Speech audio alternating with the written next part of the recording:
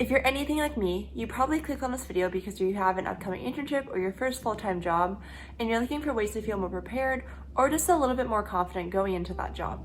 Hi, I'm Laura, a PM working in tech, and on my channel, I share my life working as a PM, my life working in tech, and other computer science-related advice. I've totally been in your shoes, and I've also lived through it to tell the tale now as a full-time employee. I'll start off with a brief background just so you know what I was working on in my internships. I had my very first internship in person over the summer of 2019. My title was just software engineering intern, and software engineer is just the most general title you can pretty much get out there. I had two projects on my internship, one of which was working on front-end development, and the other was back-end development. At this point in time, I'd only taken Intro to CS 1 and 2, and when I was interviewing, I'd actually only ever taken Intro to CS 1. So my background in programming knowledge at this point was incredibly limited. My second internship was as an Explore intern over at Microsoft, which was remote over the summer of 2020. I worked primarily on front-end development, but also with a touch of PM skills as well, which is ultimately what drew me to becoming a PM, but that's an entirely different topic. Prior to my Explore internship, I had taken a good chunk of CS classes at the 200 level, so I was feeling pretty okay with the basics of programming. I was also pretty comfortable with front-end work because I had done a lot of that work at my previous internship as well. Now to cap off my degree, I started last summer in 2021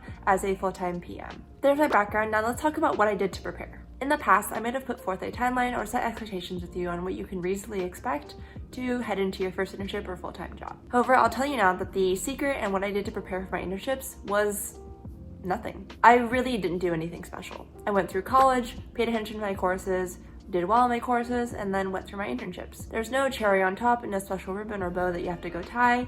I just did what you were expected to do and continue my courses. At one point though, I definitely did email and ask if there's anything that I did need to prepare, and the answer was, we don't expect you to do anything. Worst case, if you really want to prepare, then here's a small list of what you can expect. In the end, I got the reassurance that I needed from my future intern manager, and even though I did have this list of items that I could prepare or things that I could work on, I didn't even bother touching it until the very first day of my internship started. Now let's go ahead and elaborate a little bit more on why you don't really need to prepare. First is that you already have the internship. You've already passed the bar to work at that company, and they know you're qualified and that you're probably going to succeed in the position that they place you in. As most interviews go, it's designed to test your skills and see how qualified of a candidate you are. Doing anything after you've already passed the interview and gotten the offer is extra. The second point I want to make is that I know there's also an extreme pressure to do well during your internship, get a return offer, and ultimately be a full-time employee at the company as well. Maybe you feel like you don't learn fast enough or you don't pick up topics fast enough. That's totally okay, and I was definitely in your shoes as well. As someone who had very little programming experience going to my first internship,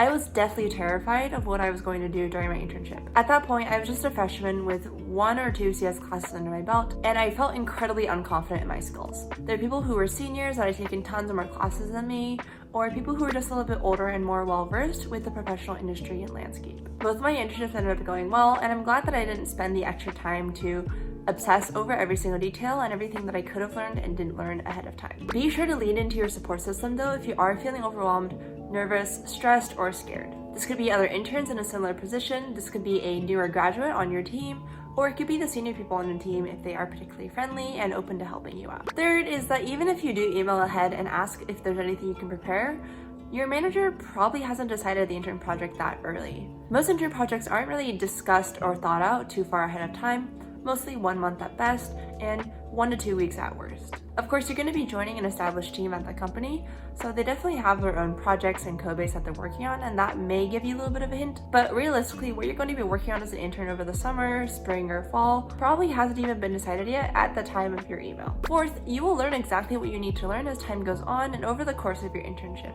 You'll figure out what you don't know, and in the process of doing that, that'll give you plenty of avenues to explore, find people to talk to, and do learning during your time on the internship. As an intern, and especially at larger companies, you're probably not making the biggest innovative product or feature out there. You're really just getting paid to learn. Learn what it's like to work in a software engineering team, learn what it's like to work with PMs, learn what it's like to design your own design document, etc. Take advantage of this because companies aren't expecting you to be immediate high contributors or high outputters during the course of an internship. Save that for your first full-time job, and even then, there is a ton of leniency there, especially as a new grad. The last thing I want to add here is if you're a software engineering intern and you're scared about picking up a new programming language or a framework, don't be. Once you've kind of gotten the basics of programming in one language, you can pretty much translate anything over into another language. The fundamental concepts behind data structures, loops, recursion, pointers, whatever it may be, doesn't change between language, and it's just about knowing the concept itself that is going to be the most helpful upon learning a new language. Each team and company will also have their own way of working and their own way of helping you learn. So again, don't be stressed.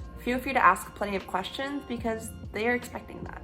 Okay, but what if you really feel like you're underprepared? Maybe you feel like you scammed your way in, or you're just feeling huge imposter syndrome at this time. None of these are probably going to be perfect solutions, but here's a stab at what things you could possibly try. First is, if you're nervous about learning a new language, then just try learning a new language in your own time. Even if it takes you a month or two while you're balancing school and maybe another part-time job, that's perfectly fine. During the internship, you're going to be spending 40 hours a week learning, and that's a lot of time that you probably don't have right now. You can even do some old LeetCode problems just to warm up in this new language, and now as a bonus, you'll have a new language on your resume. The second tip is to look into writing design documents. Honestly, writing a design document and understanding what you're going to implement is probably going to be the biggest blocker for you when it comes to your internship. A lot of software engineering teams will ask you to come up with an architectural design and have a good idea of what you're building before you just dive straight on in. Some teams may also be a little bit nicer and write this document out for you, but it's still probably a great experience to get a hang of it and see what goes into the process of writing a design doc. Don't be thrown off when you step into your internship and spend anywhere between 3 to 6 weeks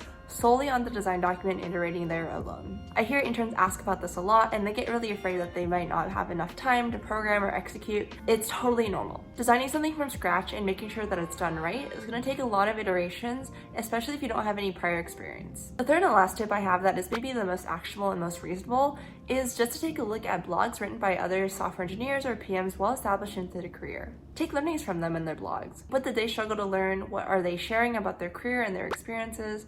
And what resources are they recommending that you dive into as well, just to get a hang of things? They are probably doing okay in their career, they're writing about it or sharing about it in some way, so see what you can learn from their resources. Coming from the other side of this all, from someone who is now a full-time employee, I guarantee you that you probably still won't know what you're doing months or even a few years most of the time. There is so much learning and industry practice that is already established by the time that you're going to be a full-time employee, so really take the time to soak up this knowledge and learn the most that you can. You'll definitely have to be flexible, but in the end, it's a really exciting and rewarding process as well, so I'm super excited to see where all of you go. I promise that you'll do great. Do your best to find a good support system, network with other interns or new grads, and just take a deep breath from time to time. As always, thank you all so much for watching, and I'll see you again next week for a brand new video.